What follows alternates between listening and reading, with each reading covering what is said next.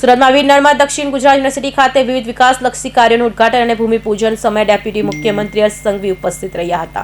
સુરતમાં વીર નર્મદ દક્ષિણ ગુજરાત યુનિવર્સિટીમાં ડેપ્યુટી સીએમ હર્ષ સંઘવીની હાજરીમાં વિવિધ વિકાસલક્ષી કાર્યક્રમનું ઉદ્ઘાટન અને ભૂમિપૂજન કરાયું હતું.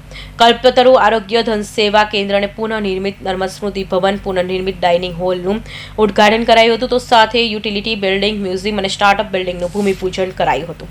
નાયબ મુખ્યમંત્રી હર્ષ સંઘવીએ વિદ્યાર્થીઓને અપીલ કરી કે સાચા મિત્રો એ જ હોય છે જે વ્યસન સાથે જોડાયેલા મિત્રની માહિતી પોલીસને આપે અને મિત્રને વ્યસનથી મુક્ત કરાવે. અનેક સમસ્યાઓનો એ શીખવાનો અવસર મને જરૂરથી મળ્યો છે. તમારા જીવનમાં એનો કેટલો યોગદાન છે મને નથી ખબર. અને સુરતની આ જ કોલેજોમાં યુવાનોના સમસ્યાના નિરાકરણ ખરેખર કઈ રીતે લાવી શકાય, કઈ રીતે સાથે ઊભું રહી શકાય, કઈ રીતે યુવાનો જોડે ઊભા રહીને એમનું ભવિષ્ય ઉજ્જવળ બનાવી શકાય, તે શીખવાનો બી અવસર મને સાઉથ ગુજરાત યુનિવર્સિટીની વિવિધ કોલેજોથી મળ્યું છે. એટલે સાઉથ ગુજરાત યુનિવર્સિટીનો તો હું હંમેશા આભારી રહીશ. અને તમારા વીસી ચાવડા સાહેબ એ જે તે વખતે તો અમરોલી કોલેજ હતા ત્યારે તો, પરંતુ સોશિયલ ઇસ્યુઝને લઈને, સોશિયલ પ્રોગ્રામોને લઈને અમારે વારંવાર મળવાનું થતું હતું. અને ત્યારે આવા જ પોઝિટિવ હતા.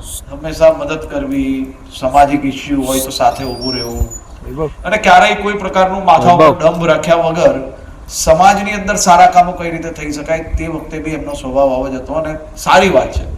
તો આ મલ્ટીપર્પઝ હેલ્થ સેન્ટર જે છે તેનાથી મારા સૌ વિદ્યાર્થી મિત્રોને ભવિષ્યની અંદર નાની મોટી કોઈ બી તકલીફ હોય તેમાં વધુમાં વધુ ઉપયોગી થશે તેવો મને 100% વિશ્વાસ છે. વીર નર્મદના નામની આપણી આ દક્ષિણ ગુજરાત યુનિવર્સિટી છે.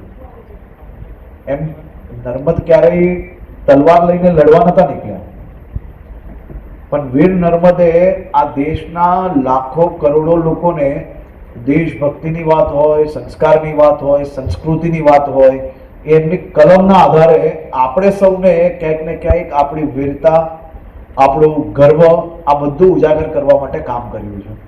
એ જ વીર નર્મદ દક્ષિણ ગુજરાત યુનિવર્સિટીમાં આજે જે ખાસ કરીને વીર નર્મદના વિવિધ વિષયો, વિવિધ એવી વસ્તુઓ કે જેનાથી વીર નર્મદને આપણે સૌ લોકો હજી બી આવનારી પેઢીઓ સારી રીતે ઓળખી શકે, સમજી શકે તે માટેની વ્યવસ્થાઓ કરી છે. તે બદલ બી હું અભિનંદન આપું છું.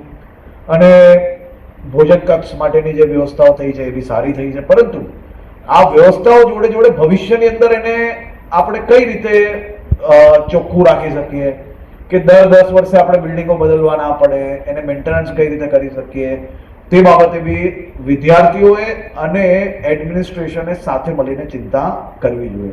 આજે જે હોલમાં આપણે બેઠા છીએ, હવે છેલ્લા દિવસો છે, ખૂબ ઝડપથી આ હોલ નવો બનવાનો છે, એનું રિનોવેશન થવાનું છે.